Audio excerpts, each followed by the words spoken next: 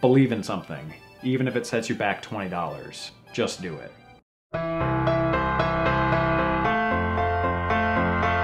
Just do it. Is prune juice political? Well, you know, prune juice is generally drank by older people that tend to be more conservative. Oh, well, I was going to make the joke that that's going to start that. Is that political? Oh, yeah. Hey, I'm a big fan of just sitting down in the morning. It helps my hips crack, even if I'm just peeing. I refer to it as the morning news poop. Okay, so that was Trump. Fake news, Covfefe. A ROM hack of Zombie Nation. Thank you, John. And...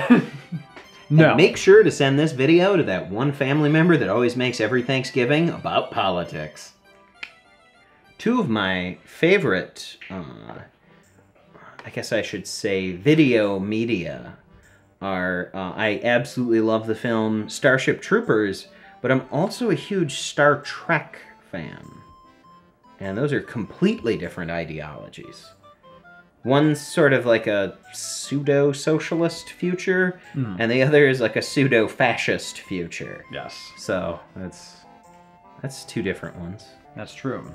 I love spending money, but I also hate the concept of money. John's left nut hangs lower than his right.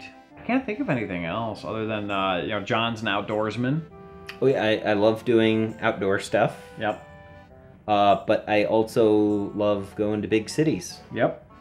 I'd say some of the camping I've done way out in the middle of nowhere, I've enjoyed just as much as being in LA, San Francisco, and New York City, Chicago, Dallas, Austin. Austin was awesome. Yeah. Shout out to Austin. Are there any political views that you'd consider more conservative? Or not even views, but things that you do. Like, so for example, there's like enjoying different ideologies of media, like Star Trek and Starship Troopers. Like that's all well and good, but I feel like the strongest one is the fact that you have a CPL. Well, yeah, I love target shooting. I think let's see. I have two 9mm, a 357, a 12-gauge shotgun, and a 44 Magnum carbine. Okay. So, I have 5 guns. But I also think that there probably should be a little bit more of a background check and stuff to get it. So a-holes like you can't get a hold of them? Well, no, as is all things in America, it should be harder to do things, except when I'm involved. That's right. I think there's nothing more American than saying, fuck you, I got mine. Yeah. 2 carts fall into a bucket of cream. No. I like the idea of it, though.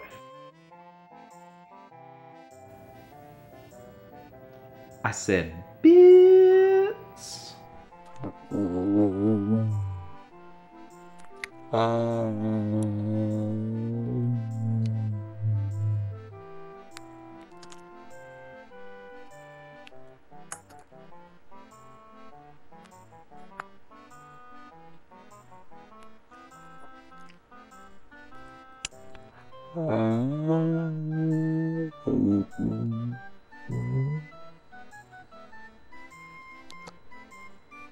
That's bananas. Shelby, did you ever think this is what you'd be doing? Profile shot. I'm so sorry to make you do this. Get it in there. Bananas.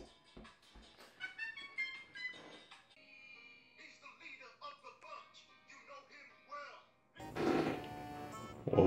That was the chair. The chair. Shelby, I want you to leave that in. I can replicate it, see? I don't know, it doesn't quite sound the same. Shelby, show us the waveform. Yeah. Whap, whap. Fwap, fwap, that's my review. But- Back off to this game. So let's give our thoughts on this game. I mean, it's one of those things where it's like, normally with an expensive game, we're like, is it worth it? You can't even really ask that question here because it's so expensive, and it's almost not really about the game. You brought up a really good sort of allegory earlier. Yeah, it's kind of the idea of like a museum piece, real collector's item. If you had the chance to buy the Declaration of Independence, you're not going to buy it because you're going to read it. You're buying it because of what it is. Yes. Its history, its importance there. You wouldn't buy a drawing from Michelangelo and then just be like, well, I bought it because it was, you know, some just doodles on a piece of paper. Sure. That was not the reason you bought it. This is a pretty good example of you're buying like an important piece of history in a certain time. And the nice thing is that unlike the Declaration of Independence, you can plug it into a Super Nintendo and it's a pretty fun party game. Yeah. You can definitely plug in the Declaration of Independence to a Super Nintendo. Let's try this. We'll get Nick Cage. Nick Cage, if you're watching this, break in, steal the Declaration of Independence again, and try and put it into a Super Nintendo. He can do it. He can do it. Yeah, he if anyone can probably do it, do he it. can do it. Yeah. If anyone. Yeah. I think that's legit. That's fair.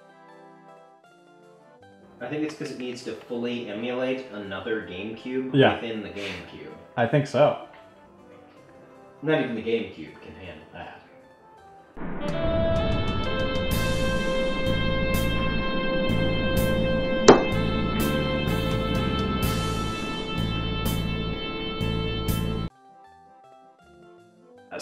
Today we're taking a look at the Retron 77 by Hyperkin. Now, this thing plays... Thanks, bud. Do you know what product we're opening right now? I can read. What do we got here, Dan? We have the Retron 77. Retron. Sorry. What are you? You know what we're opening? Retron. Sorry. Retron.